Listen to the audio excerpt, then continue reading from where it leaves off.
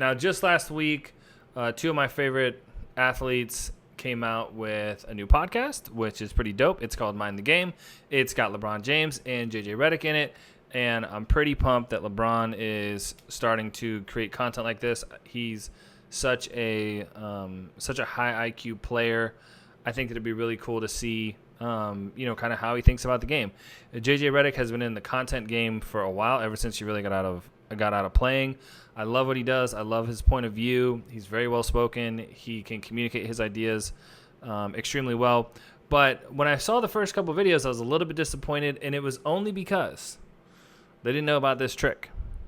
So the setup was a multicam setup, and then JJ was actually drawing on like a piece of loose leaf paper. It looked like drawing like plays or drawing movement, right? And I just think that is awesome. But it would be even better if it was easier for the consumer to see what he is actually drawing.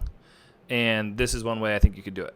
A cool feature of the Remarkable tablet is that you can actually screen share from your tablet to your computer. And now if you use a software like right now I'm using Streamlabs can actually capture that window and record it. So if you already have a multicam setup, so you've got, let's say, a camera that was facing LeBron, a camera that was facing JJ, then I want to say there was another camera that was actually on JJ's hands where he was trying to draw on the piece of paper. You're syncing 3 different videos together already. So what's one more? The little caveat that I would say is to make sure that your screen recording software has an audio component to it, because the easiest way to sync multiple video files is to do it via like an audio synchronization. So you would grab all 4 files and you would match it on basically the wavelengths of the audio. And most video editing softwares can do that as a built-in feature. So I think this would be a really cool way for them to be able to share the plays that they're talking about. Because if I'm on here, I've got my Remarkable, obviously I've got this amazing basketball court, and I'm talking about some type of setup where, let's say I've got 4 people outside, and I've got one guy down here on the block, and I want somebody to move and somebody to screen.